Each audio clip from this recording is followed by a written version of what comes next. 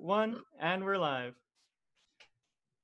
Yay! Hello everybody. This is Cody, captain of the nostalgic Nebula here at the beautiful Frida Cinema.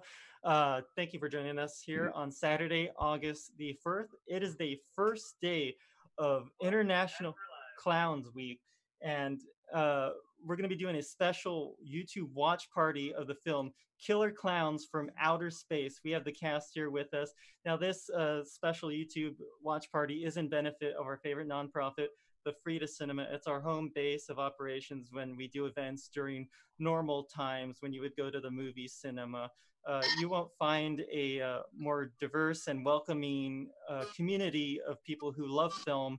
You won't find better programming from indie to foreign to some of the best films like Killer Klowns from Outer Space. We had a really cool screening here a couple of years ago. The Horrible Imaginings Film Festival did a screening. We had John Massari here. And here are our other guests joining us this evening. We have creators of the film. We have Stephen Chiodo. We have Edward. We have Charles Chiodo. We have Suzanne Snyder. We have Grant Cramer. We might be having some other special guests joining pretty soon as the movie's going on. But right now, you're going to want to queue up your own copy of the movie. So we're going to be playing the movie and doing basically live commentary to it. And you'll get to hear some great behind-the-scenes stories and listen as we all banter and talk back and forth. So just get your copy ready. You could find it on YouTube and Netflix. And we'll count down, 3, 2, 1, press play. But before we get to that, just remember, this is in benefit of the Frida Cinema. So if you have the means, please go down to the info box down there, go to the link and donate to the Frida Cinema. They are nonprofit and we want to keep them running as long as possible. They are currently doing a fun pop-up series of drive-in movies. So go ahead and go to their website, fridacinema.org. You'll find out what they have coming up next. So let's just get the conversation going, before we get to the movie. Stephen, Charles, Edward, how did this project come to be? How did this get started, Killer Klowns from Outer Space? Friday night's just starting. Oh, Friday night's just started. Well, you know what? I was sitting around one day trying to imagine what was the most frightening image I could think of. And I imagined a scene where I was driving down a lonely mountain road and a car pulls up next to me, trying to pass me. And when I look to see who's driving, I see a clown, a horrible clown, being in a place where he shouldn't be. To me, that was really frightening. And then we started brainstorming from there and came up with Killer Klowns from Outer Space. Yeah, the conversation was, well, what if it wasn't in a car?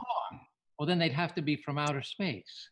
So it's something as silly as that, just so one idea bounces off of another and you come up with something that 30 years later is a cult classic. Right. So yeah, we haven't started the movie yet. I think someone's playing the movie. Oh, wait a minute. I'm already into the movie here. Yeah. Oh yeah, no, you don't have to start the movie yet. We'll go ahead and rewind to the beginning. And if you can turn it down just a little, I think the video's coming through the microphone. And should we give a shout out to all the people that that may be watching this at some point in the future at a drive-in theater? Oh, yes. Drive-in theaters, if you are out there watching, owners or anybody that wants to see it, call your local drive-in theater proprietor, because how awesome would it be to see Killer Klowns at your local drive-in? That's what it was made for. Yeah. Oh, no, yeah, definitely. Hopefully we'll be able to get you guys out either through this kind of Zoom thing, give a special message to the fans, and then one day we'll get another great live reunion. In fact, I might even want to jump into that. One of the greatest events that I've ever been to, in fact, I will just say it's the greatest event that I've been to, even though, people may have gone to the Hollywood Bowl to see Star Wars in concert or Harry Potter. My favorite event was Killer Klowns from Outer Space live in concert. And John, you put that together. How did that happen?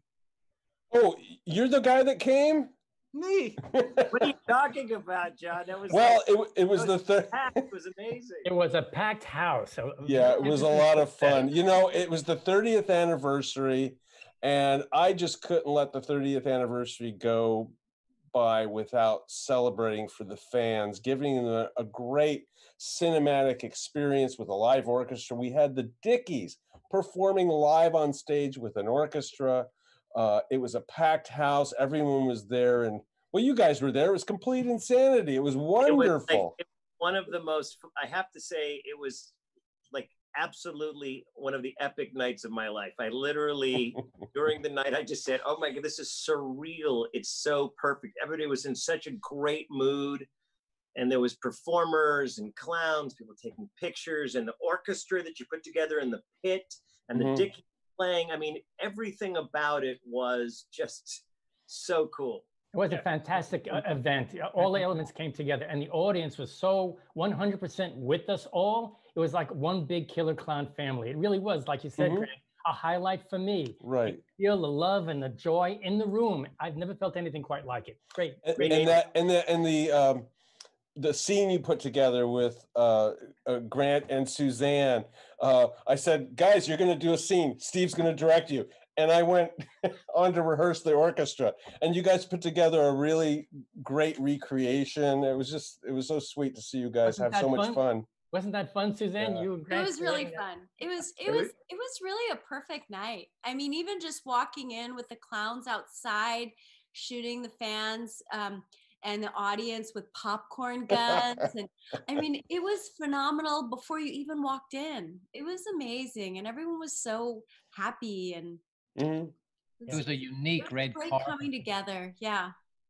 And of course, this was at the wonderful Montalban Theater in Hollywood. Yeah, it was in Hollywood, like Hollywood and Vine. Yeah. When you walked on the sidewalk, you were on the Hollywood Walk of Fame. You saw, stars' names like Frank Sinatra and what have you. Their names were on there, and it was just, I got to tell you, it's I had envisioned it that it would turn out like that, but I could not envision the feeling of everyone responding to it. That was so precious. I'll never forget that. I think I've chalked up another 3 or 4 years onto my life of good vibes that I got from everybody. I wonder, good vibe just by thinking about it, right? Because the vibe is so good, you can get kind of little flashback highs off it just by thinking about it. Right. It shows you how the music alone is great, but then in that forum with the full orchestra, it just really came to life in a way that I had never experienced before. It was just a remarkable event. Just had a blast that night. And I remember after when we were at the W, we had a little after party. And there was Edward came up to me and he says, you know what? Thank you for making our movie so special. I mean, it wasn't me. The movie is special, but the event was so special. You made a special event. And John, why don't you tell us, there's hopes of having this happen again sometime in the future? Oh, yes. I'm working with a producer, and we're in talks with the correct people, and we're going to be doing something special. It would have been happening this October, but apparently it's not. Hopefully it'll happen before the sequel comes out, okay? Yeah. Well, it'll happen whether or not there's a sequel or not. That's John, true. What about John? That's what what I think. Killer Klowns the musical? Well, you know what? Oh my God. I've got enough material to make a musical. Let's put it that way. Killer Klowns on Ice. Killer Klowns. Of course, Killer Klowns has been on ice for over 30 years. Yeah, that's right. It's been in a coma. You're in Moody's Town now. Yeah. How can do we have a signal when somebody wants to talk? Otherwise we're going to be talking all over each other. What can we do? Maybe go like this when you want to talk, or go like this? Yeah, I like that. Yeah. Suzanne will point. Yes. Oh, no. Okay, John, you may speak now. Suzanne would be like, she's like the school teacher, and we're the class. So if you guys would like, we could go ahead and jump right into the film, and let's go for it. Let's go. All right, everybody at home, if you haven't already, quickly pull up Netflix or YouTube for your own copy of Killer Klowns from Outer Space. We will play it at the same time, and we'll be providing commentary here with the creators of the film. So if you've got it ready, on the count of 3, when I say play, play. 3, 2, 1, play. All I see is a lion, and we want to turn our volume down a little bit, right?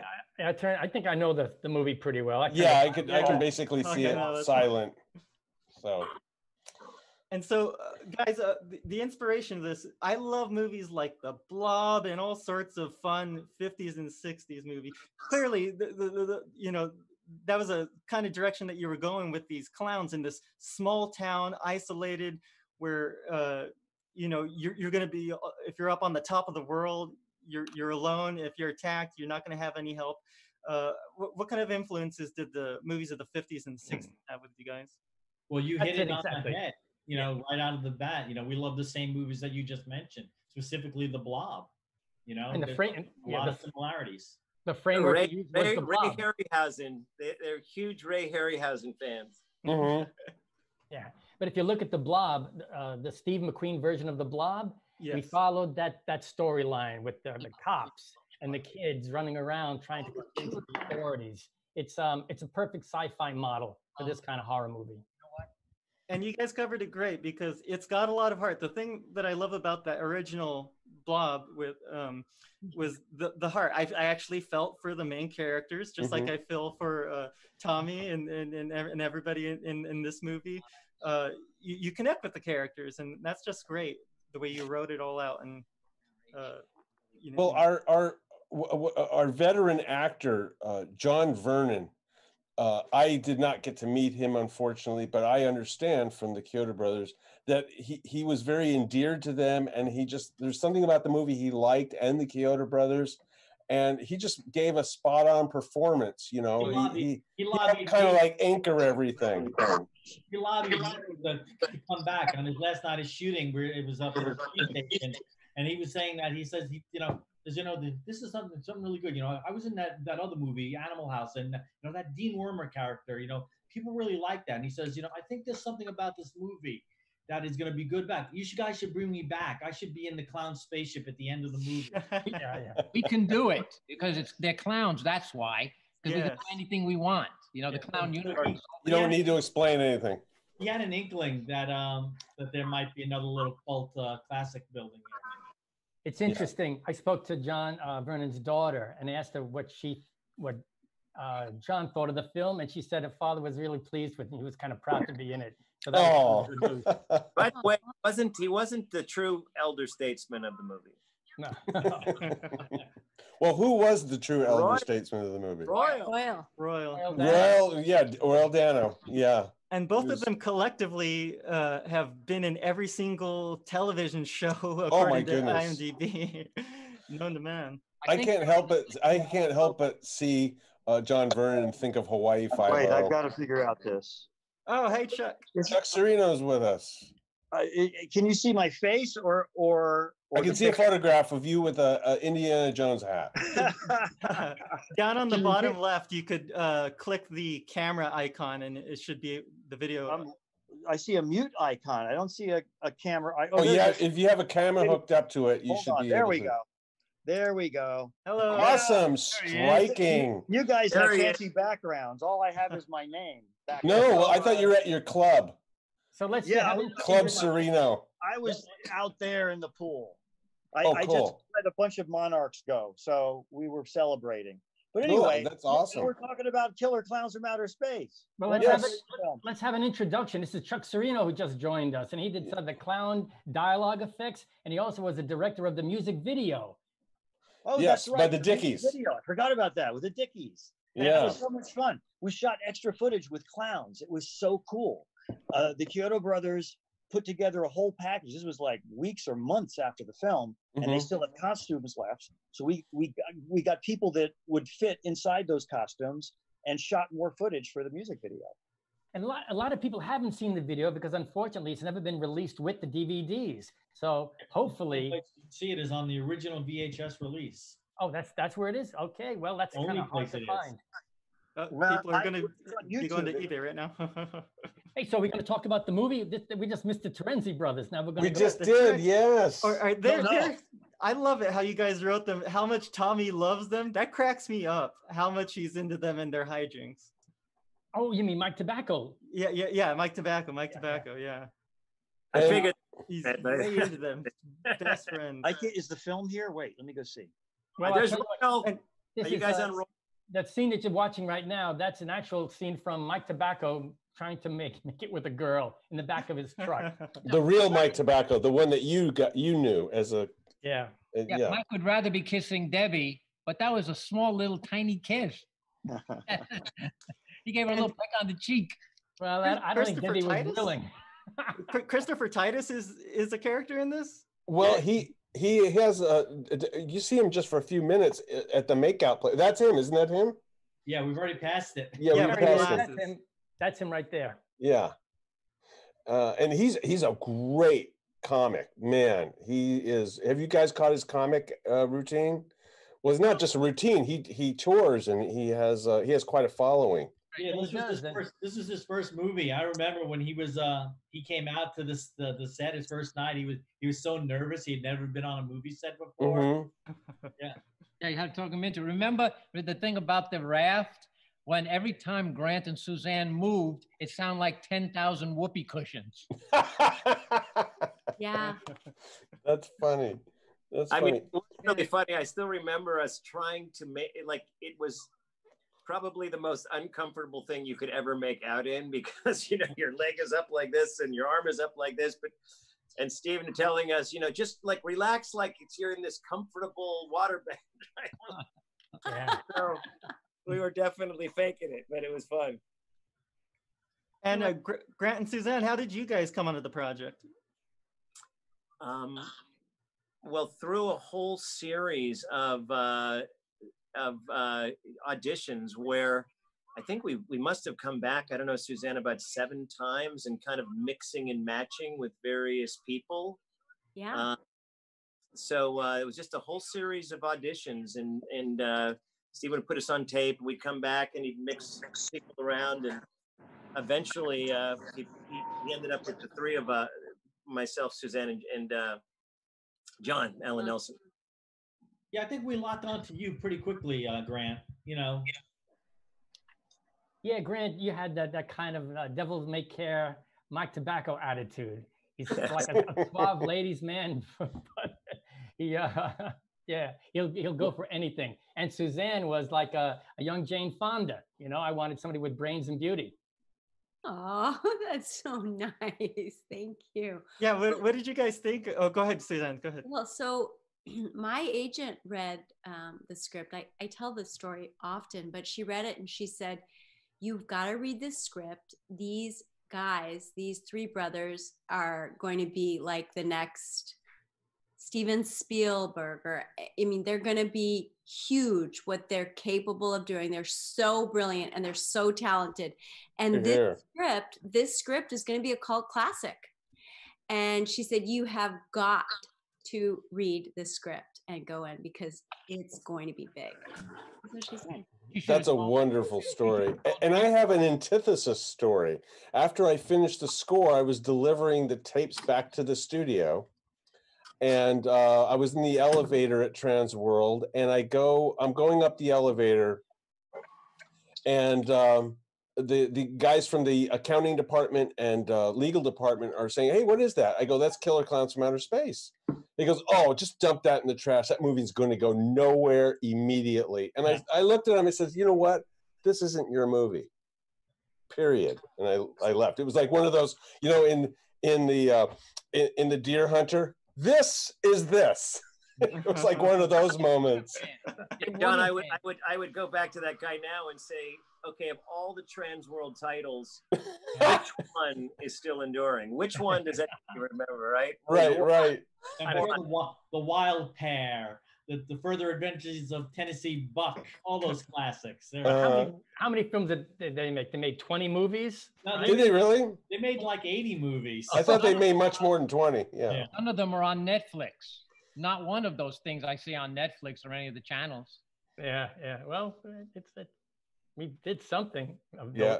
Well, we're certainly, you know, it's really wonderful to hear people that love this movie and grew up with this movie and passed it on to their kids. And you grew know up with this movie. You know what they did? They made 150 titles all together. Seriously. Trans World. You would have thought they would have said, "You know what? You got the costumes and the props. Let's do Killer Klowns 2." We could have done them back to back. That was here in the their financial structure. Yeah, it wasn't their business model, and actually we were too much trouble. We ruffled some feathers while making that movie. I don't think they liked us. Yeah, I guess that's the thing. I think that's the reason. Okay, back to the movie. We have the two guys that were caught drinking in the park, right? What was the model for these characters? Because it's so unique and so applicable to today, especially. What's really cool is John played the anarchist. I really loved how over the top he was. And it's funny, those the two punks right now, they're locals from the Santa Cruz area. And the guy did the bozo haircut all by himself. He just showed up on set with that haircut. Like an emo. Yeah. Right, exactly. I didn't tell him to. He just came that way. And so ahead of his time. Great. Yeah, and he probably has the best line in the movie that he came up with. Yeah. Yeah, some of the best lines are improv from the actors, and his was one of them. Well, wait a minute. He has a bunch of good lines. Which one was it? What are you in for? That's the one. Yeah. Dave Nichols had a few ad libs with the clown voices when they said things. Dave was like ad libbing a little bit there. If you remember that session we did with him. Oh yeah, in a clown foreign language, like yes, gungodo for like good body or something. Or yahui or a lot of those expletives that the little clowns make and the little voices and things. He was kind of ad libbing through that stuff. Yeah, John Allen Nelson, who played Dave the cop, all American, good looking hunk, which he had just finished recently, prior to our movie. Yeah, he was like the Dudley Do-Right. He was the guy that exactly straight-laced, by the book, heartthrob. Yeah. He did a great job. Perfect.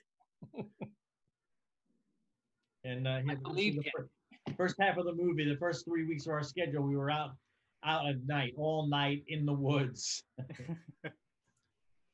Now, wouldn't it be interesting to have a screening of this movie at a drive-in at the location, at the town that it was actually shot? We never did a screening at the amusement pier in Santa Cruz. That would be fun. Yeah, that would be fun maybe for the 50th with the live orchestra on the pier. Oh man! And at the end of the movie, we can just fly off like the whole. Just get a levitating stage that will go out into the ocean. With today's technology, you can go anywhere and make a drive-in. You can project laser project it on the wall of a building. Absolutely. Sure. You can go anywhere. Absolutely. We did it at Burning Man. Yeah, I just read that they're turning 130 Walmart parking lots into drive-ins, and of course, all the sports stadiums now have turned their parking lots into drive-ins. So about time. Yeah. Very ironic for my local Walmart, which originally was a drive-in movie theater before it got demolished. Oh, seriously? That's going to be a drive-in theater again. So things come around full circle.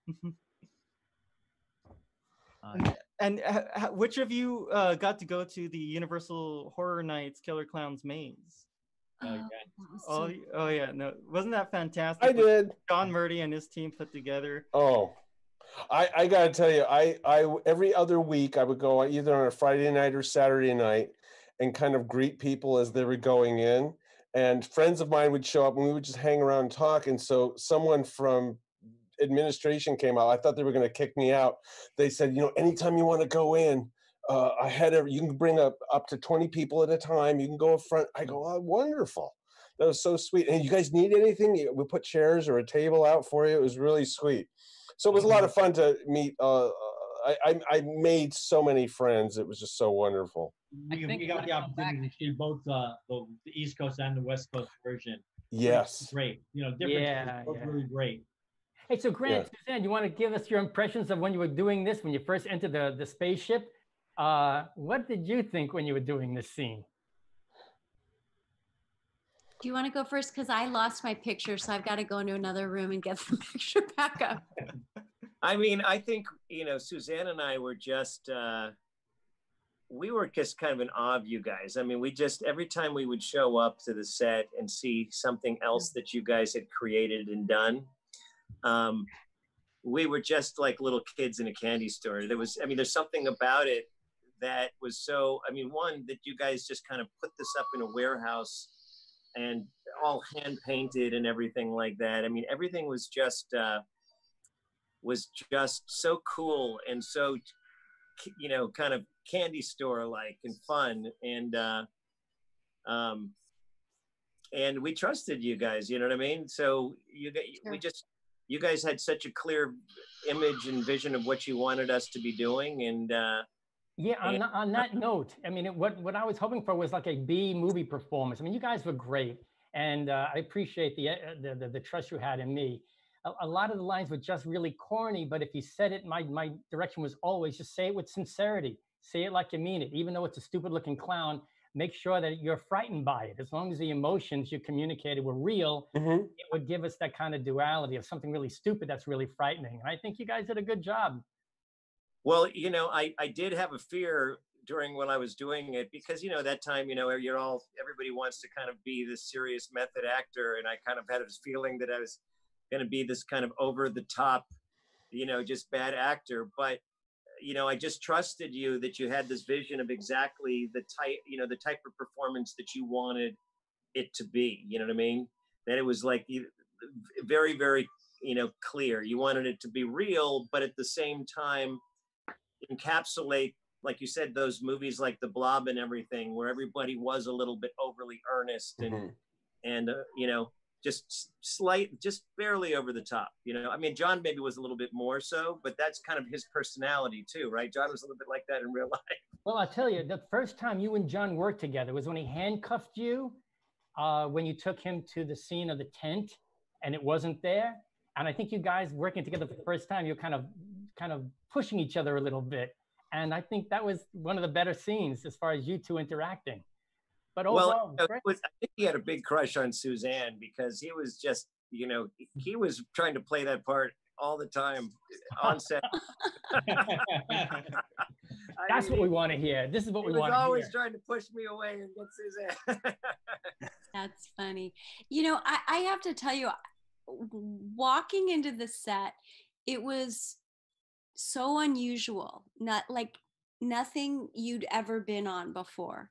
And so it was really easy in a way to, with your direction and working with Grant, who's such a good actor, it was really easy to kind of visualize it and be in that space because you guys were so passionate about what you're doing and you loved what you were doing so much. No, I'm serious, the three of you together. And I thought you were really patient with us, and you're a good, really good director. And then working with Grant, it was just fun and so bizarre. How could you not have those looks on your faces that you ended up having, right? I remember when you got hit with the popcorn and you're running out there and Here it comes when you approach the car, it was just really, really great. You were really scared. And I thought that was really funny because you were afraid of popcorn. Do you know what's really funny, Stephen? Is that this memory just came to me. Is that my dad at the time was living up in way up in Coeur d'Alene in northern Idaho, and I had to drive 24 hours back. It was, from visiting him, it was Christmas time or something, and I knew I was showing the movie, and I still remember driving in the car and trying to as all by myself, these long hours in the highway, trying to practice my lines. Oh my God. People must have been looking over at me and thinking, who's this crazy person in the thing? And of course, you forget all that as soon as you get in the real thing, right? But that's just a typical actor kind of stressing up his performance before you do it, just thinking that you have to kind of, try it 100 times. How hard was it to remember holy shit? That was about just believing that you could get yourself cranked up to that place where you believe that clowns are actually, chasing you, Yeah, that scene right there. I love that. That's what we call Top Gun acting. Well, I have not gone through the script, but I remember the one line I remember most hearing over and over again from Mike Tobacco is Rich Paul. It seemed like it was every 5 minutes at the end of the movie you were saying Rich Paul. It's true. Yeah, that or holy shit or another door. In fact, actually, funny little thing on the Torenzi brothers, we originally just they were supposed to be heard about through the bulk of the movie. You always hear about Rich and Paul Torenzi, but we weren't going to introduce them until much later on in the movie. And our executive, Paul Mason, said we had to introduce them at the top of the movie because nobody would care about them by talking about them and not seeing them. And I think he was probably right, but yeah, we're trying to build up the myth and the legend of the Torenzi brothers, only to be, kind of like, really? You're talking about these guys all this time? We lost some of the jokes. A lot of them didn't make it into the picture. There's a few lines. I guess, if I see them, I'll point them out. I think in the ice cream truck, we're going to do a Porky Pig joke, and we never put the punchline in. Things like that. We lost a couple of really good gags and jokes and lines, in the editing process. Yeah, I was going to ask, you must have had notebooks full of like one-liners for Farmer Gene and the different gags for the clowns to use, like the balloon animals, tracking them down. The movie gives you everything that you would want. It delivers everything perfectly. Were there any specific gags like for the clowns, like with the stuffed balloons that you guys didn't quite get into the film? Well, yeah, actually, just to go back to something else you guys talked about, it was we didn't write jokes. All of the comedy comes from the situation and how the people were reacting. So there was no real jokes written, but there were Stephen, lines. Do you remember that when we were before we made the movie, we were up there for a couple of weeks, and Suzanne and I were always hanging out by the pool out there at the little place. And we were always coming up to you. What if we said this? What if we said this? Yeah, You're probably just going, "Oh my gosh, would you just say the lines I wrote?" No, Like guys, every act we thought I was a new director there, and I should let you guys go with it. I was a little bit too tight on what I was, our lines. I don't know why we fell in love with them. They were, they were what they were. But I do remember. I said, "Come on, guys, let's get together and go over the rehearsal a little bit." And you guys said, "No."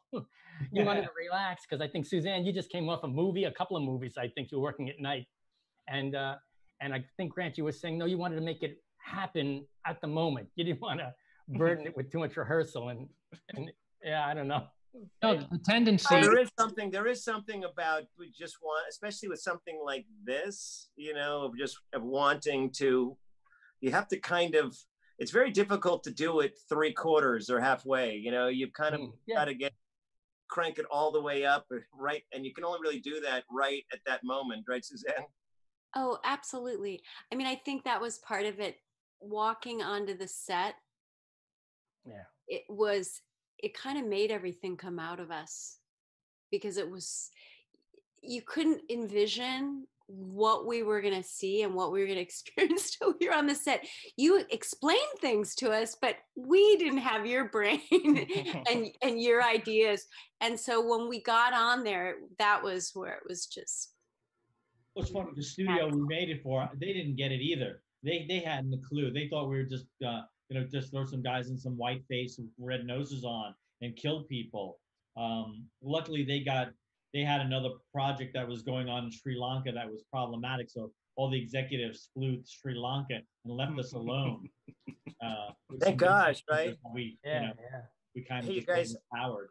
I hate to do this, but my wife has stuck her head in about 3 times because I told you it's my brother's birthday. I wish I could be here for the whole time, but have a great time. Cody, thank you so much. Anytime, anything else. And I just want to say that the coolest thing of all about Killer Klowns, besides the fun of making the movie, is the fact that we really have kind of become a family over the years, right? We've just continuously become closer and closer, which is just awesome. It's true. Well, take care. Thank you, Grant. Thank you. Take care, Take care, Grant. Love you guys, really. Anytime, any place. Got it. Take care. We'll keep in touch. The trick with a movie like this is you immediately want to go to parody and satire, make a Wayans Brothers scary movie out of it. That was the biggest struggle. People want to go for the joke. Like Stephen said, the dark humor, the absurdity of the situation is the comedy, not making fun of clowns. And that was the toughest hurdle to get over. They didn't, whether you play it as a comedy or serious. And we were constantly, walking that line. And you guys, walk that line perfectly with this film. As you were saying, there's seriousness. It's a fantastic premise, Killer Klowns from outer space. Holy S. But you guys pulled it off with this movie where, so many funny moments, but then there will be so many dark moments, like when the clown is going after the little girl, and John, you did the perfect music for that. It's nothing over the top evil music, but it's just so creepy what you did there. I love what you did.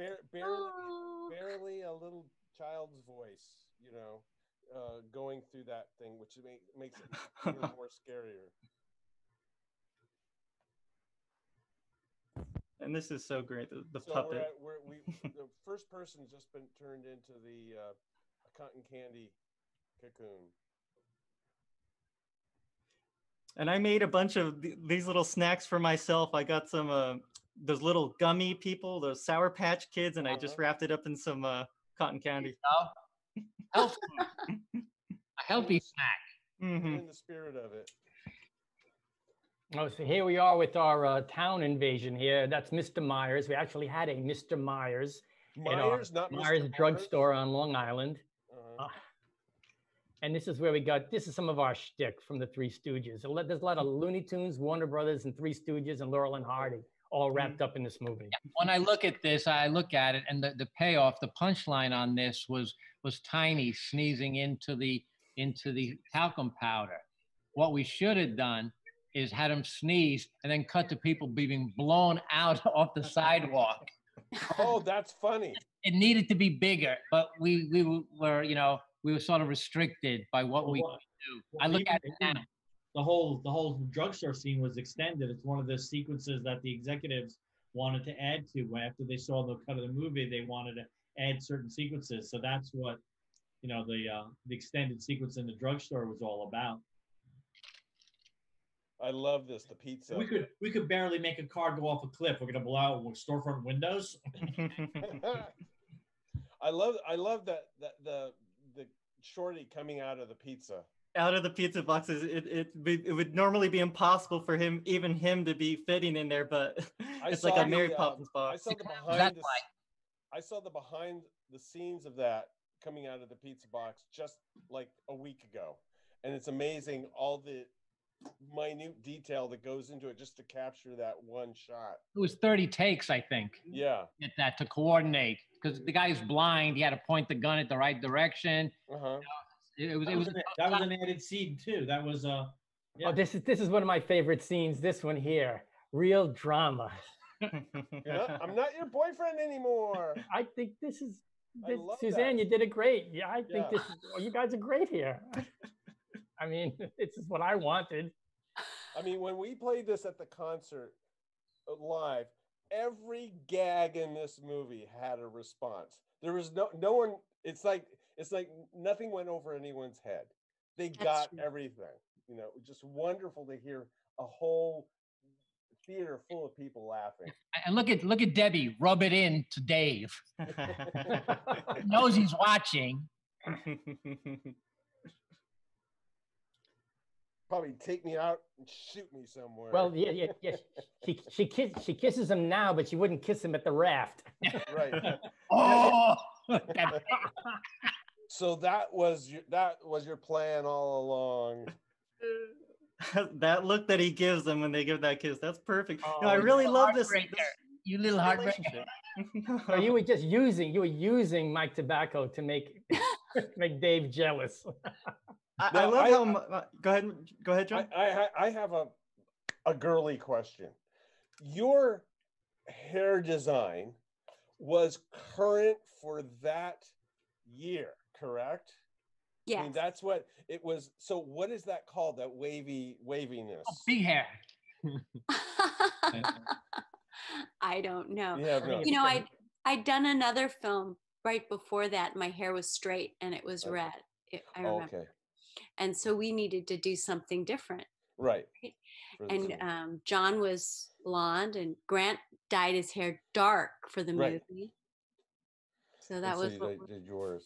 Yeah, that was and your costume, the outfit that you had, was that like Banana Republic? I mean, what do you know anything about that? I'm just curious. The only reason why is that Mrs. Massari can tell within 10 seconds, tell you when a movie was made based on the set design, what people were wearing, makeup style, and hairstyle. So to me, I kind of look at all this now. So your costuming and your shoes and stuff like that, were those all a particular style of at the time that was the hippest thing, or what?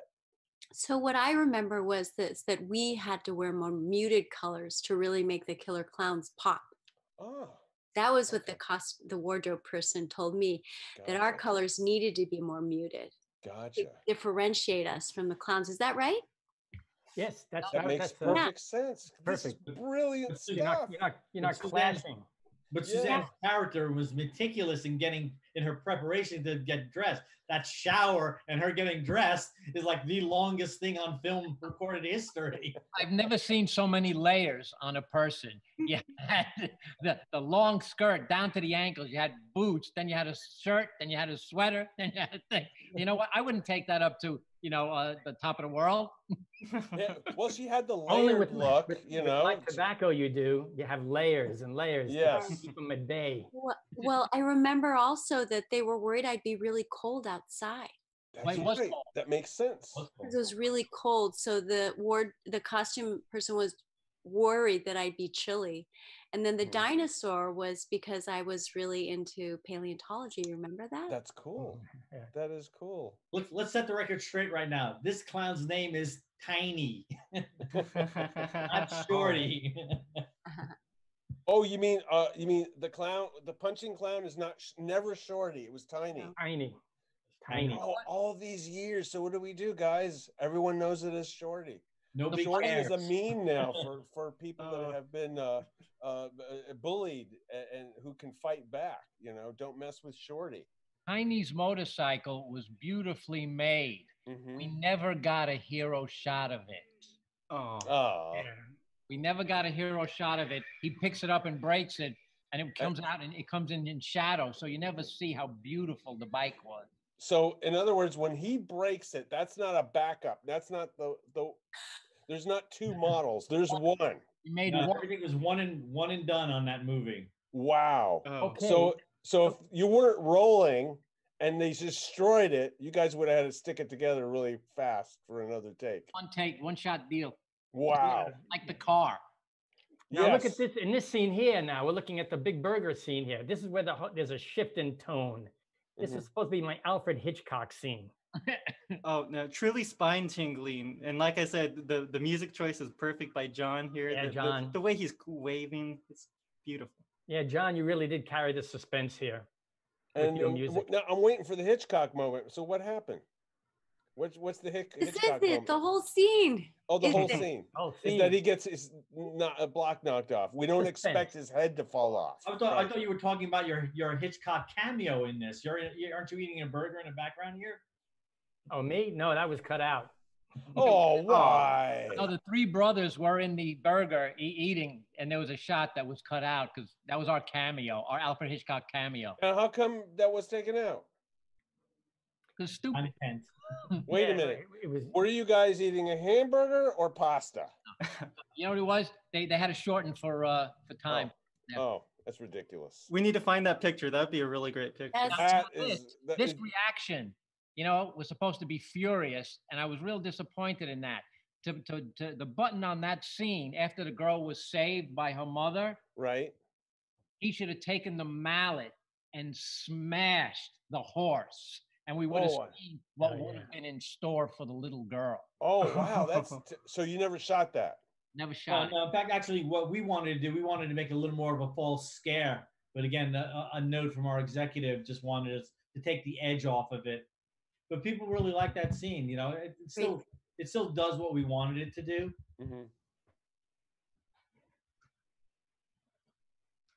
I wonder if this little girl had to go to therapy afterwards. Well, she must be like, what, 40, 45 now? You make that sound so terrible, Edward. It'll be interesting to see. I guess we know her name. I've never really tried to contact her, but it'll be interesting to see if how the movie has affected her, whether she has any notoriety or any regrets. Yeah, like where are they now? Right, well, the concert, the guy that plays the guy driving in the car, he came to the concert. And he still does stunt work, as I that Johnny? understand. Is that Yeah, Johnny? yeah, he's a producing and directing too. Yeah. Yeah. And this is where we ruined a $2,000 top for a free promo car, picture car cost us $2,500 because we destroyed the interior with this the rubber cement webbing. Is that a Volvo? No, that we were guaranteed would not damage the interior. I specifically said, we're going to be spraying this. Oh, no, it'll peel right off. Yeah, but it peeled the vinyl off, too. Oh. So we had to go to another Jeep dealer, buy an interior, and have them replace it without telling the one that gave it to us for free. Wow. Yeah. And so you guys have a tally on all these costs, apparently. Yeah. Yeah. It didn't go into the special effects. I like this scene. This is really great with these two guys. I mean, some people say it's so campy, but excuse me, I think this works really well. No, yeah, the evolution of their relationship is fantastic between the two. I mean, and then it ends with Mike giving him the biggest hug right after Debbie at the end. Yeah. Yeah, I mean, Dave's a true professional. He cannot deny the evidence here. Well, what's great about this scene is that there's an eerie stillness to it. They got him. He's dead. Which is really good. And it's outdoors, and it's not like completely dark. It's got like dimension to it. And you have all those, you have the red blood like cocoon colors inside. Yeah, very great contrast with, we saw how lively it was, all the kids, young love getting together, and then silence, eeriness, everyone's gone. Yeah, it's true. Really good. Okay, can I read some comments from some of the viewers? Yeah, let's take some questions. Go ahead. Who are the old guys, and who's the cute girl with the long hair? That was one of the things. I'm just kidding. Okay, so anyways, now can you imagine someone asked this question? We tuned in late. They talked about us. Have they talked about a sequel yet? This is from Josh M. No, we don't talk about the sequel anymore. Heck, even a Scooby-Doo style cartoon would be amazing. Yeah, had anybody ever approached you guys about an animated show? Because they made an animated show of the Killer Tomatoes. Why not the Killer Clowns? Well, actually, Saban Entertainment did approach us on it about it. They wanted to do a Killer Clowns from Outer Space with one caveat: the clowns had to be nice. What? It couldn't be killer. That's impossible. Because it was going to be a kids show. So that didn't get any traction. I can't even imagine how that would go. I can't imagine Killer Klowns from Outer Space being called Killer Klowns from Outer Space and then giving out like toothbrush tips to kids. It was going to be Care Clowns from Outer Space. Oh my goodness. Our fans would have killed us. No, of course. I would have killed myself. But I have a generic response I haven't been at this as long as you guys, as you know. I discovered kind of like the fandom and all that just like at the 25th anniversary. Prior to that, I was really unaware of going to conventions and stuff like that. It's just completely oblivious. The opening, the scene with the clown and the car. Oh yeah. That's it. That was going to be the opening scene. Yeah, opening scene. Yeah, this was the inception of the whole concept, and we wanted this to be at the beginning of the movie. This was supposed to be the opening scene, but then our executives mentioned that the clown's ship hadn't landed yet. So where did these clowns come from? And I said, they're clowns. Yeah, multi-dimensional. Well, it's kind of like, a James Bond movie starts off with an action sequence. Yeah. So it would have made perfect sense. Yeah, but the whole, it was just technically just fraught with this, troubles throughout. The rig didn't work properly. We just didn't have enough scenes. Actually, it was out of the movie entirely. But then Charlie went with sat down with our editor Chris Roth and kind of salvaged it to that scene. Oh, it's and a great scene. Added the couple of animation cuts in it to make it what it is. And can I be quite honest with you? The fact that the car did not fly off the bridge is no big deal. It's okay that if it flaccidly kind of falls off. It's okay. It's not, what's fascinating is that he's flying next to the car. You know, the thing with the re-editing it, because I didn't want to throw out the beautiful animation scenes that Gene Warren did. We started the only way we could put that thing in is the car passes and the clown is behind it, which we revealed the clown wasn't in the car. I would have rather seen that afterwards. That would have meant I would have had to throw out the animation. Looking back on it, I maybe should have thrown out the animation to make the sequence more like it was originally planned, the way Stephen said it. Yeah. That the clown pulls up next to you. The first time you see a clown is not outside the vehicle, but when you look out the window. Yeah. I had a tough time with that scene. We shot it twice and both had horrible technical difficulties. The first time we shot it, there wasn't enough light on the background, so it looked like we were on stage shooting against black limbo. So when we reshot it, we were on such a bumpy road that the long lenses, everything blurred. So between the two sequences, the two shoot days, I couldn't see putting it together. And I had it at that point. So Charlie tried to resurrect it as best we could with what we had been given. No, we had taken time, we sped up the shooting so we could make the extras, make up the time.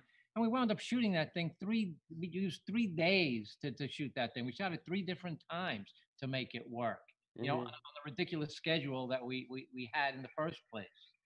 So one of the questions was about how did you shoot that, the clown being in the invisible car, and that's basically the work of Gene Warren. One of our effects person, John Heil, built this rig. It's a little outrigger that mounted on the side of the car, and it was a rail that had a seat on it that the clown was able to go forward and back. He had controls in his wrist. It was practical. And so it actually was literally bolted onto the side of the car, and we ran it up to like 30 miles an hour. And then we had a stuntman in the clown car, Mike Martinez, in the clown suit.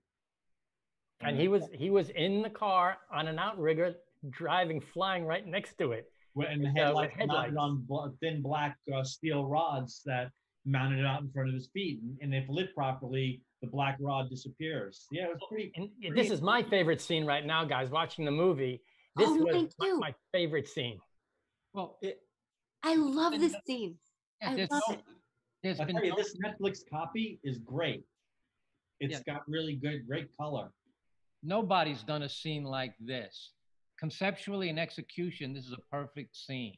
Yeah. Are you talking about the puppet? I mean, the shadow? The shadow gag. Yeah, the shadow gag. And this is what makes you guys masters, is you guys were able to recreate this in real life for performance. Yeah, that was fun. I remember when I first screened the movie and there was no music behind it. It was fascinating and creepy. That's a great joke. Edward, did you come up with that joke? The last one, Washington crossing the Delaware? What's the most outrageous, what's like the stupidest iconic thing that we could come up with? And I just thought Washington crossing the Delaware would just be just funny, just out there, like, wow, where'd that come from? It was doable because the other alternative was The Last Supper. Oh my goodness. Yeah. Because I mean, I don't remember coming up with it, so I was curious because it was a perfect one, recognizable, and it's a great clean silhouette, so people can get it really quickly. We wanted to look at a classic piece of artwork that could be duplicated. That was complicated, not a simple shadow gag. Right. And we actually went, The Last Supper. How are we going to make that work? Then, secular. We have this is where we cut. We had the guy in the costume, then we cut to the puppet head. I think Mitch Bryan did like the pickups, and then I'm pretty sure Ralph Miller's watching us on YouTube. I think he did a lot of the puppetry up on location. In Santa Cruz. The clowns were built by Dwight Roberts. My wife's favorite line is Grant's line. I freaked out a little bit.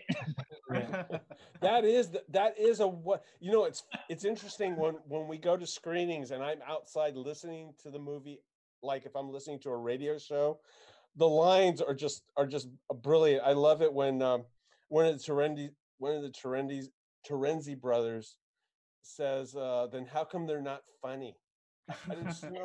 Yeah, and just this like line sticks out so much more funny. And there's a line coming up now when Dave says to Mike, "And don't do anything stupid." Yes, it's these little lines. I don't know where they come from, but they made perfect sense to us. Don't do anything stupid. And this one, his tag is really funny here too. John's. Yeah, that's him. That John. This is the way he wanted to do it, and I thought it was very clever. And he breaks the fourth wall. He looks at the camera.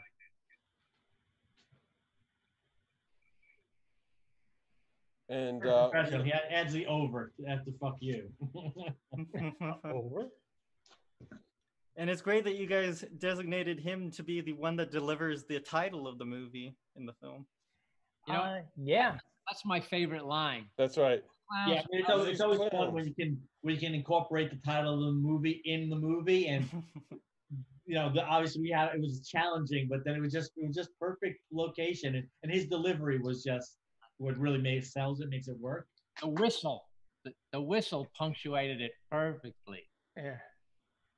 Oh, that's obviously in the police station, right? Yeah, early on. Yeah. Yeah, John Vernon. And the whole foreshadowing. So back to the whole. People will ask me about a sequel as if we could say, "Oh, let's just get everyone together and just do another movie." What I tell people is that MGM is a publicly traded company. They have a website and contact information. You can ask them about it. You can request that you want to see another movie.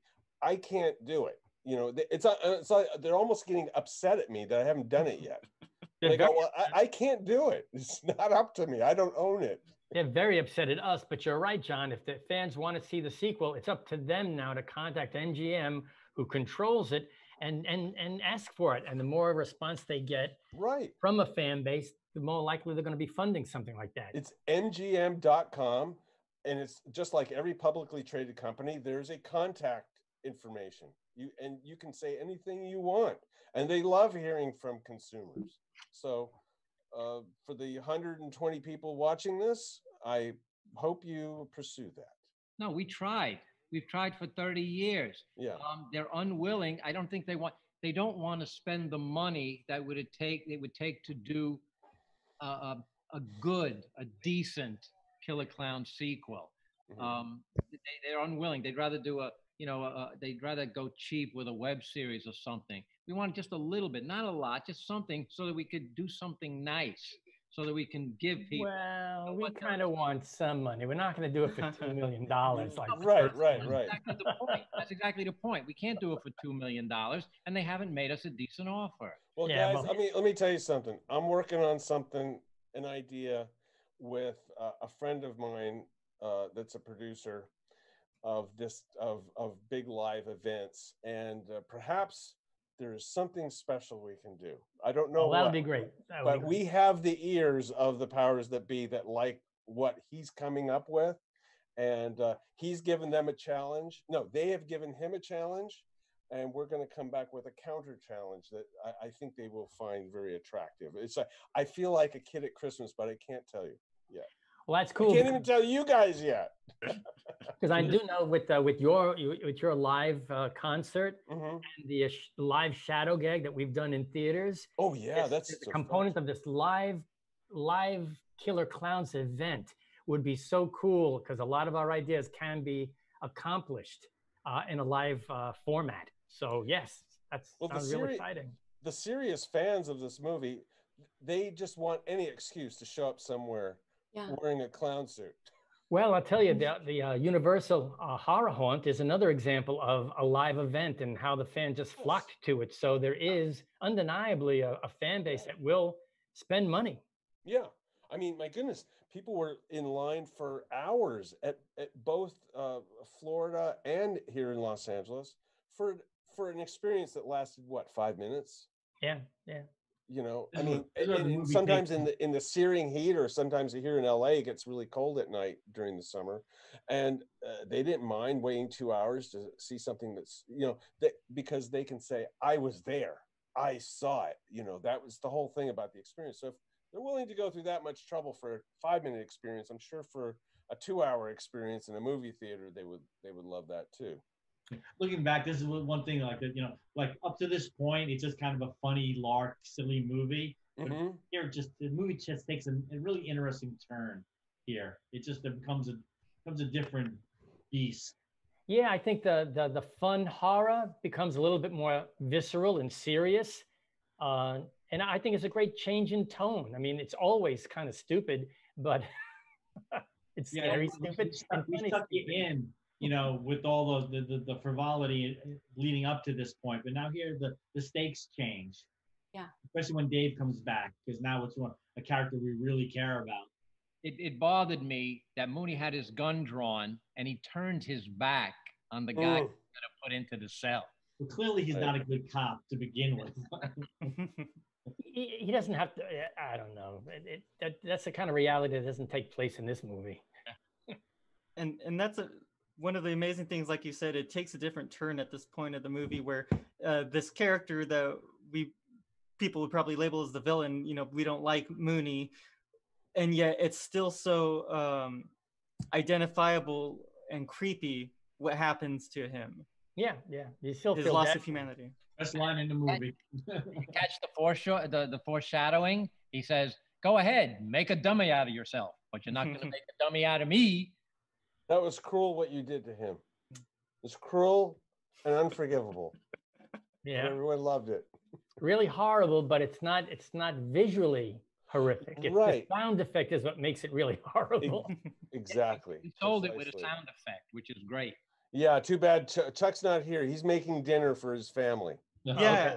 I wanted to compliment texted me. In this scene here, this is right out of Looney Tunes. If you guys remember Duck Tracy, he was following footprints. Yes, exactly. Yes, where it comes from.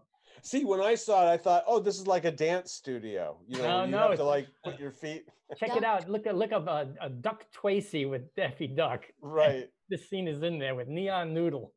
I just did it. The variation I did on it, I made them colorful instead of black. Looking at it, I might have wanted to do it in black. It might have read clearer, but oh no, this is fun. I think it's more fun. We put a spin on it. It's not regular footprints. They're clown footprints. And then they go all over the place. Yeah. And you wouldn't have seen them if they were dark. I think that's why. Yeah, that was we were worried about that. Boy, that scene where he does the I don't know what you call that thing you blow out. Party blower, right? The party favor thing that turns out to an arm. That was so vicious. So vicious. A big surprise. Yeah.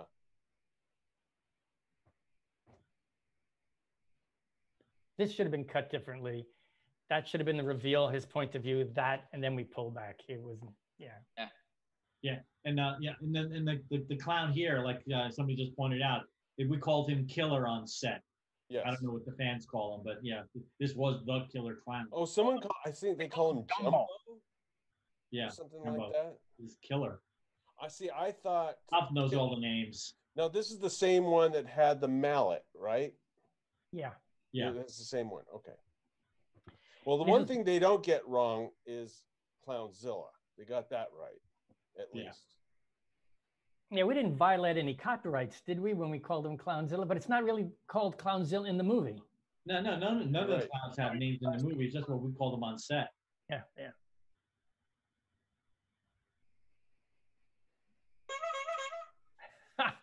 Good sound effect. All right, who did that? Cody. I have fun with my sound effects. Cody, you promised us you wouldn't do that, and you, no, I did. Oh. I got to keep my finger off the button. And this scene, we see the malevolence of the clowns more than any time but before. This wasn't shot right. It was supposed to be an isolated shot of John without seeing the clown, and we were supposed to pan with John and reveal the clown. Thank you. The AC or the DP, whoever shot it, just didn't get it right. But Charlie, your makeup on John Vernon was just on target. Not too much, not too little, very subtle. For those who don't know what it was, I took the thumbprints of Jumbo, dipped in Mooney's blood, and put them on his cheeks, and the dripping blood from his mouth became the ventriloquist mouth. And look at John. Hey, he moves forward and he catches the light in his eye. The guy's a real top-notch pro. Yeah. He moves into the light. He was so great. I learned a lot from him. He was great. John Vernon, well, he's been on a set or two. He knew how to play the light. He'd be in the darkness and he'd come in and he'd just get that glint. He knew it. Yeah. Now that's great how he pulls his hand out, wipes it off and just throws the body to the ground, because these humans are nothing to these clowns. They're food, playthings. And this scene here is from Howard Hawks' The Thing, from Another World, the original, the way he comes forward so monstrously, just walking slowly. Yeah, a lot of sci-fi movies in this one. Yeah. And these are all our favorite movies: The Blob, The Thing, Forbidden Planet. This is our homage. We just basically reinvented the things that we loved, the things that we watched when we were kids. I remember you guys gave me a list of all your favorite movies, and I went to the video store and rented VHS tapes of all your movies. I just watched every one of those movies like at least 2 or 3 times to kind of get into the vibe. Yeah. And you know what? It's really funny. You can't find some of those old 50s movies on Netflix or any other. I look for them on Tubi and,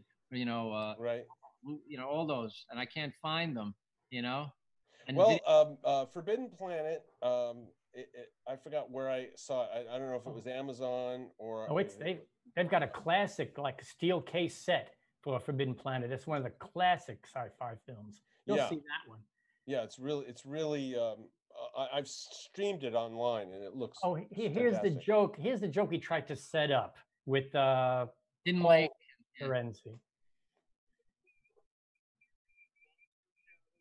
Oh, that's all, folks? Yeah. It was supposed to be Porky Pig's line. He's supposed to say, I'm Porky Pig. And then when we cut to the Killer Clown taking over the town, he's supposed to go, that's all, folks.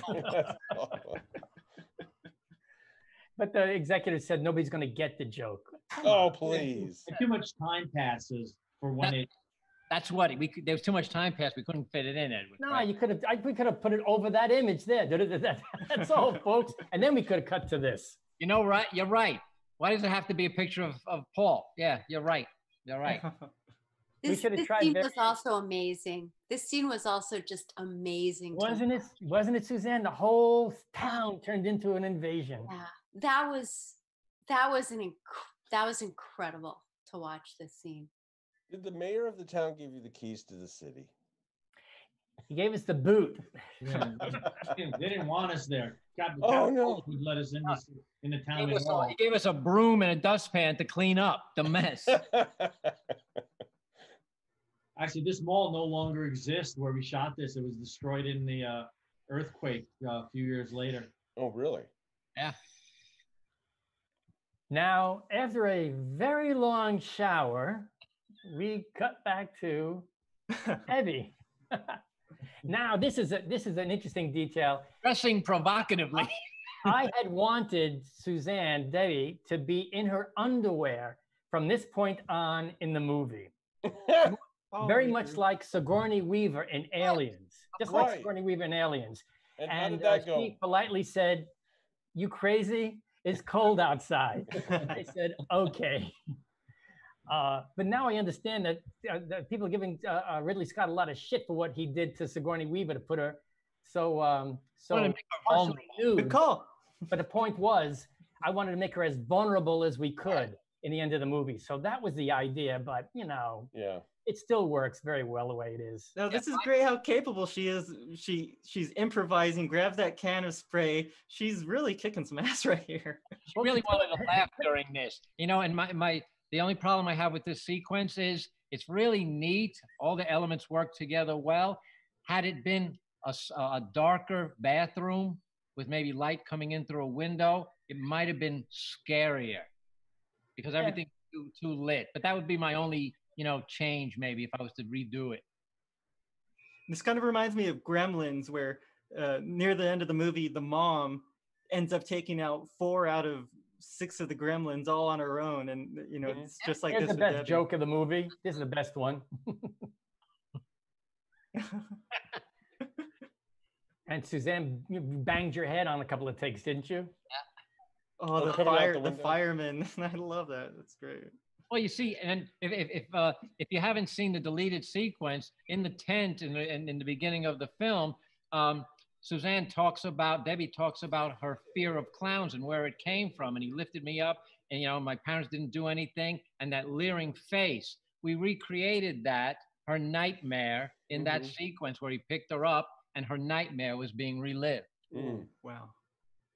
It loses the meaning because they cut out her revelation in the beginning. And this scene, the whole scene with the ice cream truck like this is from the Three Stooges. Their short called "Pop Goes the Weasel." Right. And it's an exact lift, and it has the same kind of funniness to it. I don't know. I love that. Where they can't turn off the. No. Remember what music? Curly could only box when he heard "Pop Goes the Weasel." And Right. That's right. And then Larry finds this truck that plays "Pop Goes the Weasel," and he's driving down the road trying to get to the boxing ring, and he breaks through the wall, just like we did in Killer Klowns. And it goes faster. The faster he goes, the faster the song goes. But the thing is, this is supposed to be a very suspenseful chase, and we're playing "Pop Goes the Weasel." Which is just part of, because I remember, Stephen, at some point you were gonna cut it out, and you were saying, "Is it funnier?" And I said, "Yes, 100% funnier with the music." Oh yeah, oh absolutely, definitely. Those that was a really cool scene to shoot with in the bathroom, because you guys explained how everything worked for me, and it was just fascinating watching you guys work and talk about everything. And actually the teeth really hurt when it bit me, so it worked. They were sharp. I'll never forget that. It hurt. I was like it was Deborah Galvez puppeteered them in Santa Cruz, and then I did it when we did the pickups, completed the sequence in our studio. It was to help motivate you. No, it was awesome. It was fascinating. All of this was so cool to do.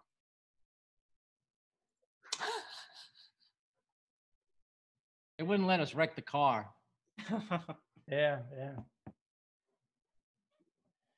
And then the Torenzi brothers are in a different movie entirely. Yeah, they're like in a different reality with their dialogue and the way they reacted to things. They could have their own spin-off, seeing what else they were up to that night. I've been seeing Michael Siegel lately in credit card commercials. Yeah. He does theater, mostly in Europe, in England. He lives in England, but he does commercials also. Oh, this is a really great scene. Boy, we got a great look from that amusement park. What a great character actor this guy is. Oh, this is David Peel. He was fantastic. He did everything right. Great look. He's got the mustache. He got everything going. What are you going to do with those pies, boys? Perfect delivery. Perfect. I just love the way, the mustache, the whole look. You guys just got him down. Well, he was supposed to look like our Uncle John Bellotti. They'll say that this is stupid dialogue. This is the perfect question. No, that's what makes it work. A perfect question. It's a classic it's line. such a meme. This thing has become a meme, No, it's not Shorty. That's Tiny. Yes. You don't ask a question if you don't know what the answer is. It sucks. The first pie missed. Yeah. Okay, wait a minute. How did you throw those pies? With a catapult or what? We had 20 people with pies. Okay. With the straps glued onto the back of the tin, so just the pie would go and not the tin. Yeah. Do you see the teeth missing in the front? The first take, the clown went through and knocked the teeth out. Oh, no kidding. So it's gotta go to the dentist. And that was just a button on the gag, the cherry. And Suzanne, when you had your part in Seinfeld with Poppies and the not eating the pie, were people making jokes connecting Killer Klowns to this or something? Your character didn't want the pie. You know, when I go to conventions, sometimes people will bring it up. Very rarely, but they do. Yeah. Yeah. Oh, that was so gross to me because that's the Night Watchman. Yeah, Suzanne, have Good you flavor. gotten any flack, like when you were on Seinfeld? Any flack from being in this movie? What's the response been in your career? No. Actually, you know, Killer Klowns has been probably, I mean, Seinfeld too, right? But Killer Klowns has been it's really been one of the best experiences. It's good it was super fun to go to Santa Cruz for 2 months and work with all you guys and be on set like that. And then it just is something that it's like a family almost. I mean, I can't say it other than that. It makes people so happy, not just one generation, but 2, 3 generations of families watch this movie and love this movie. And it gives me great joy to know that we made something like this and it makes so many people happy. Yeah. I'm happy too. You're right. It's a fun film. It's something you can share with your family at one well, there's so many generations. There's now people that originally saw it are now great grandparents. You know, I don't know. There's grandparents, like little kids on conventions. You know, kids who, you know, the people come to us. Oh, my dad turned me onto this movie when I was 5, and now I'm turning my kid onto it. Yeah. So we bridged like 3 generations. Right. I mean, I met kids, you know, 5 years ago that were 7. You know, now they're 12. They're everyone's growing, and it's like they're spreading the word amongst their friends. There's something about the movie that's weird enough, quirky enough, imaginative enough that it's like it's a wonderful experience that everyone wants to share. Yeah, so for me, Killer Klowns is right up there with my Seinfelds that I did and Weird Science. I mean, those would be my 3 that, well, I'm serious, that really touch people and move them and make them happy. Makes them happy, and it makes you happy then that you got to experience it and then also share it with so many people, right? Yeah. The movie The Blob that, you know, Stephen based, you know, the opening of the film on, you know, was one of my favorite films. It's a perfect little film by John Harris? Jack Harris. Jack Harris. Jack Harris. And the thing is, Steve McQueen, they introduced Steve McQueen, you know, new talent. And we heard from his son. We took a meeting with Steve McQueen's son, and we told him. McQueen auditioned for Killer Klowns. Oh, okay. Even that's how we met him. And we said, this movie is based on that. We love that. That's one of our favorite movies. He said, my dad hated and regretted doing that film his whole career. Ridiculous. Yeah. Oh my goodness. You would think that by that time it wouldn't matter. He would be able to laugh about. I guess some people are very sensitive about certain things that they've been in. Maybe it was a bad experience, not the movie itself. I wonder. Maybe the experience you don't know. working on it was really traumatic. Well, I mean, who would have thought, you know, that we do this film and then we end up at Universal? Yeah. Who would have thunk it? I mean, yeah. No, it was just a movie that we would like to go see, really. Well, that was the genesis of it. I think we just made something that we wanted to see because we love this genre. And I think it shows. I think what we produced together shows that kind of affection. It's not campy. It's not a farce. It's a genuine homage to something we love. Yeah, it's very frustrating to me to look back and go, if, you know, Transworld was into franchising their properties like New Line, like Bob Shea at New Line. Right. How different would had 8 sequels and TV series and stuff, you know, it would have been totally different. Yeah. There would be rides. Bob Shea didn't like the movie. Yeah, Bob Shea didn't like it. Didn't like the movie. But you know what? Had we made it with Bob, he would have changed it. No. What he said was, because I was looking for directing gigs later on, he said he didn't really like it, but we should talk to him. But he didn't think you could mix horror and comedy. He did one movie previously that was a horror comedy, and it bombed. And I think in his mind, it was a mix that didn't work. It had to be one genre or the other. And Yeah, in so- some cases, he's right. Very No, few you got films. Abbott and Costello. Abbott and Costello meet Frankenstein, the perfect blend of. No, but that's different. That's an Abbott and Costello movie, and that was in their heyday. So it's not really a horror movie. That was an Abbott and Costello. But if you look at the modern day ones, American Werewolf in London, Men in Black. and Men in Black, it was anything previously. Oh, even Reanimator has definitely comic elements to it. Yeah. So but there were very few though, and I think they didn't do as well as what Shea thought they should do. Well, it's very hard to pull it off, and you guys pulled it off. I think as a concept from scratch, probably for someone like Shea, it's like, well, that's hard to pull off. Not everyone can do it. But What has Bob Shea done anyway? A Nightmare on Elm Street and the trilogy of the Rings. What? Well, it's interesting though. We didn't set out to make a comedy. It just turned out that way. Right. I love that scene where they like hop in between the cotton candy pots like they're really hidden. Yeah, like no one will notice us. We'll blend in. That was so funny. Well, if they believe it, it works. Yes. And it did though, because they did. Yeah.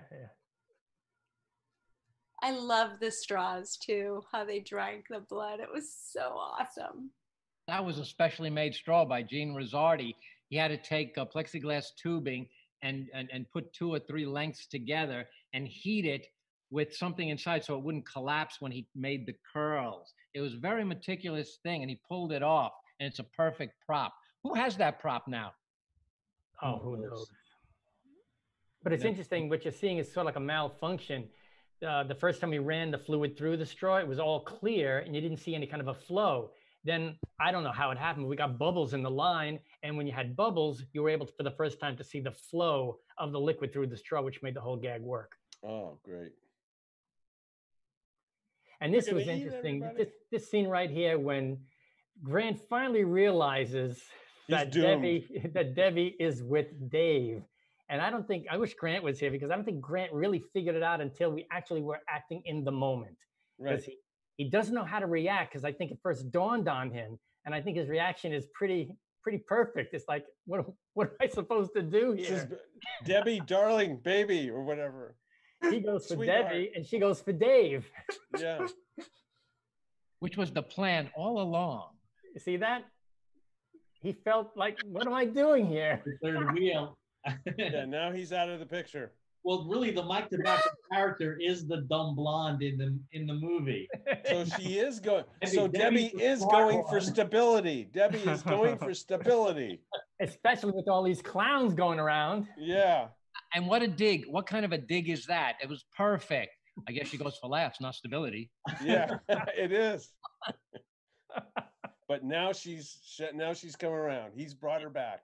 Yeah, the gun, the bullet must have hit something else on the way out, I'm thinking, in that room. Oh, this is great. And this what studio was this?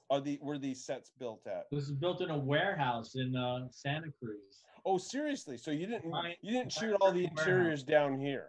That was a blank warehouse space. Yeah, we did some pickups in our studio, but all this was shot up on location. Oh, that's fascinating. And that's Mark Sullivan, masterpiece matte painting. The full cocoon room. Right. That's what Edward Chiodo is in right now. And then that was my favorite line in the movie. We can't leave now. There still might be people alive in these cocoons. Yeah. That's not a corny line. No. They're in a coma.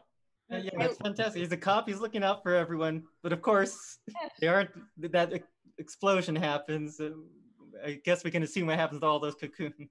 Yeah, Mike and Debbie getting the hell out of there. And he's concerned about the people in the cocoons. And he slides down with one arm. Yeah. While holding a shotgun. Busted his balls on that. I remember the Pope shredded the gloves. Yeah. Oh, how about this, Suzanne? Remember this? All the balloons were popping. Oh, and that's it. But your line, Suzanne. Oh, no, nobody's going to put me in a balloon again. And I mean, all those balloons.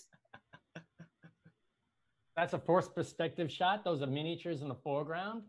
Great work done by Gene Warren in Fantasy 2. That's great. Now, if that was Killer Klowns, there should have been spikes on those things.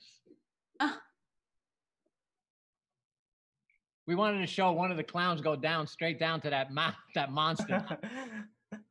Yeah, so many things we didn't realize. That's what's so great. There's so many parts of the ship that we haven't explored, like what's underneath that monster and what else is there hiding around. Oh yeah, and when you think how technologically advanced the technology is, they can basically they can manipulate gravity and space. Where you understand how the design, as we got deeper into the clown spaceship, there was less structure. There's more things hanging in space. Mm-hmm. Yeah. I mean, I look at this now. We could have made this scarier, that the mouth could have opened and closed, and they had a time running out before the mouth closed. See, we could Now have. you tell me. Bit, you know? I look at this now and I see how could I tweak it a little differently. I love this set. That's my favorite set in the movie. This would be a great for a go-go party, like go-go dancers dancing on. Yeah. So afterwards, everyone gets together and rocks out. This was full size on. Oh, I got a little bit of trivia. This music right here, about a year or so before, was I had composed for the trailer of one of the Friday the 13th movies. I think number 4. But he thought it was too visceral or something like that, and we ended up doing something that sounded like it was from a horror movie from 1979. But it worked perfect here. It worked. This is a beautifully realized scene. I really like this scene. We built up nicely. We had that crane shot as you're climbing up, really beautiful. All those colors. And then we wanted to actually break through with the real truck. We didn't do it. That's a miniature. And then that's the real truck. Boy, I can't believe we pulled this off. We were about to do it, but then we knew we wouldn't make the night. So Gene Warren happened to be on set that night, and I said, no, we'll do this as a miniature. Make your night. Just another. And this is some of the best clown performances. This is all those close later on. During the live shoot, I don't think the guys were familiar enough with the puppets to really get a good performance, and we didn't shoot very much, knowing that we'd shoot them later on. And those shots looked pretty good. Those were amazing. Yeah, when they were working, they did look pretty good. And this is the other improv line that Paul Torenzi made up. Pete Lakazi says, we get out of the truck. We can't, it's rented. Very funny line. And the thing made it up. Yeah, the Torenzi brothers, they were characters that were out of the moment. They were just looking to get laid the whole movie. They didn't care about anything else. And this is from The Wizard of Oz, of course, the great and powerful Oz. Again, we borrow from the best. It's stealing from the best. No, we gave it back, which is good. That's a great shot. And gosh, what actor did you convince to get into that costume to do this scene? Who could have possibly had the guts to be Clownzilla? Well, we couldn't pay anybody, so Charlie raised his hand. We didn't have the budget to pay, and you know what? It was 115 degrees outside. Wow. Oh. And we were in the tent, so it was 115 degrees in the tent, and I was in the suit. I was sweating from the second I got in there. I didn't want to have somebody in there saying, "Get me out," and we had to undress them and stuff. So I just did it and said, "Let's just do this thing." It was really uncomfortable, sensory deprivation, except the sweat dripping down your head, and you couldn't clear it.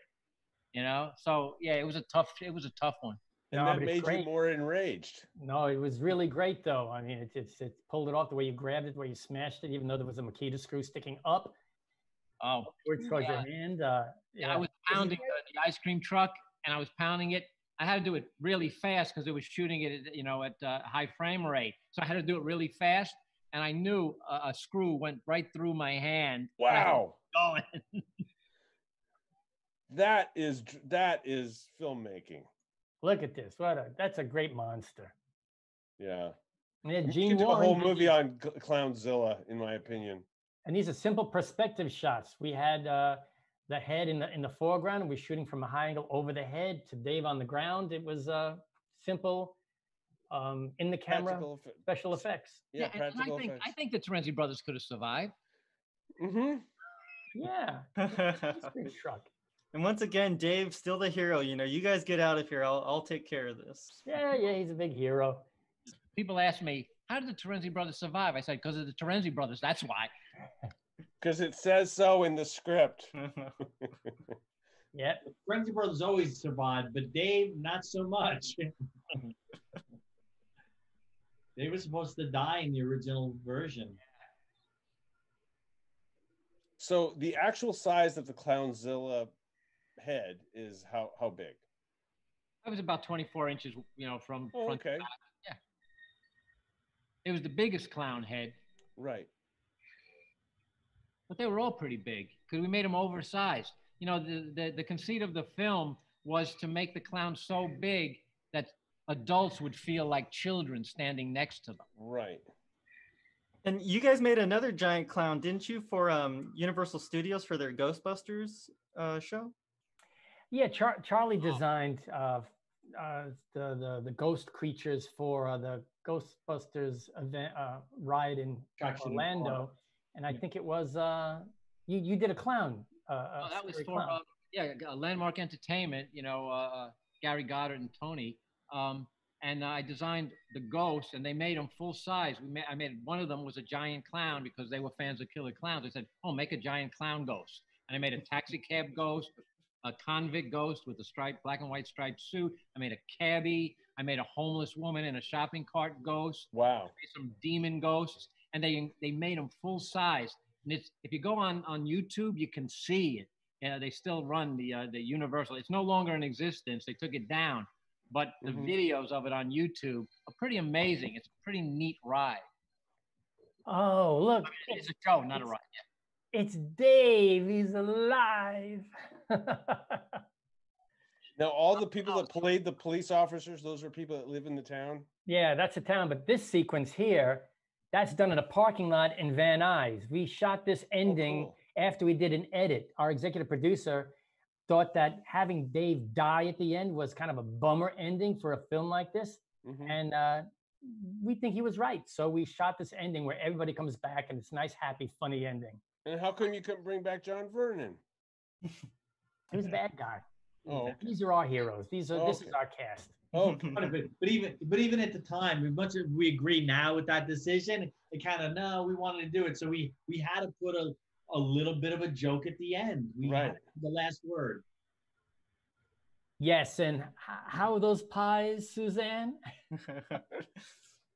You know what? I missed. I threw the pie at Suzanne, and I missed you. I missed. I didn't hit you on your forehead. I hit you sort of lower. She lucked out. A one-shot thing. I know, Suzanne, you said that you didn't know what the ending was going to be. We didn't tell you that we were going to throw pies. We were afraid you wouldn't show up. Of course I would have, but that was funny. I got some of Dave's pie, so it worked out fine. Plenty to share. And of course, it ends with the Dickies theme song again. That's what I also loved about its connection with the Blob. The Blob, they had their hit song, like the Blob Twist or something, and you guys got the Dickies on board. How did the Dickies come on board? It was Burt Bacharach did the Blob theme. Yeah.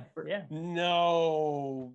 Yeah. Yeah, now I remember. Yeah. No, actually, our music supervisor had a relationship with their record company and pitched them the movie, with the one-liner of it, and then they Stan went off and wrote the song, and then they played a demo for us, and we loved it. We had like zero input. They just nailed it. Yeah. My favorite line from that song that Stuart Phillips, Leonard Phillips wrote it. Leonard, you're right. There's cotton candy everywhere, says a polka-dotted man with a stalk of jacaranda. Isn't that brilliant? That's such metaphor. I think it's great. And they brought in a whole different crowd. We knew we had the monster movie horror fans, but those guys brought in their fan base, which is a completely different group of people. Yeah. And it was just, it made it the success it is. They totally embraced it. Totally embraced it. It's one of those collaborative efforts. So now the movie's over. Is there anybody still watching? Yeah, there is. There's all kinds of questions. I mean, they're like long dissertation style questions. I don't even know Was there any backstory on Clownzilla? Any reason why he kept hidden like a puppet?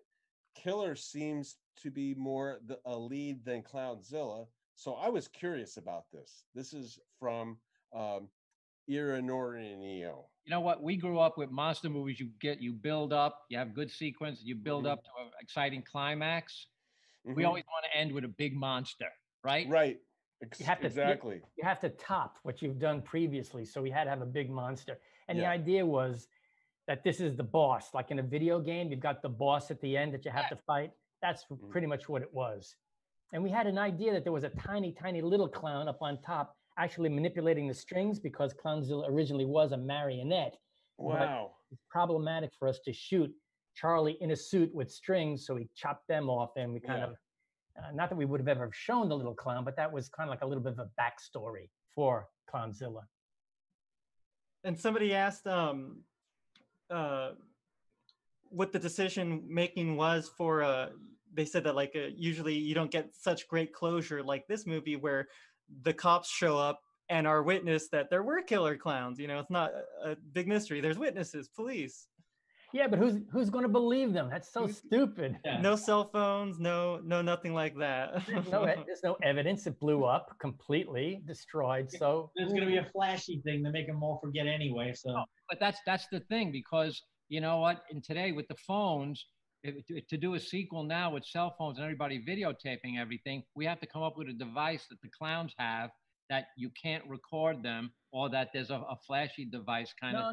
No. What happens is when they take a picture of you, that turns into a TikTok, and it looks like it's something kind of something that somebody made. So they said, "Oh, it looks like a TikTok." That's a device. That's a reasonable device that the clowns use to keep deceiving, because once everybody's afraid of clowns, the gag is over. The sequels are over. We have to keep, people, unknowingly approaching clowns, because once they know clowns are invading and clowns are deadly, then the franchise stops. The franchise that doesn't exist. Ladies and gentlemen, you have just witnessed the creative process of the Chiodo Brothers. No, yeah, amazing. See, that's why people love to tune into these things, because over this past hour, people are saying like, wow, it's amazing how many memories all these things you guys have locked up in your noggin still from all the way back then. Right. And what I love is, all of you guys asking each other questions. You weren't all involved with the exact same stuff. And that's how these amazing ideas and memories bubble back up for the audience, and everyone's really enjoying it. Well, earlier this year, I was working with Funko Pop Hollywood to have an event at their Hollywood store, and that can still happen. It'll probably be sometime next year when all this blows over, but I think they're going to have to block off the street.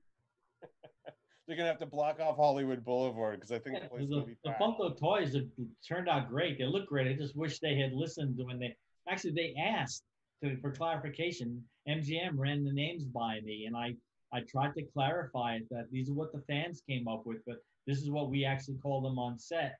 But I guess the fan names have taken root, so that's what they decided to go with.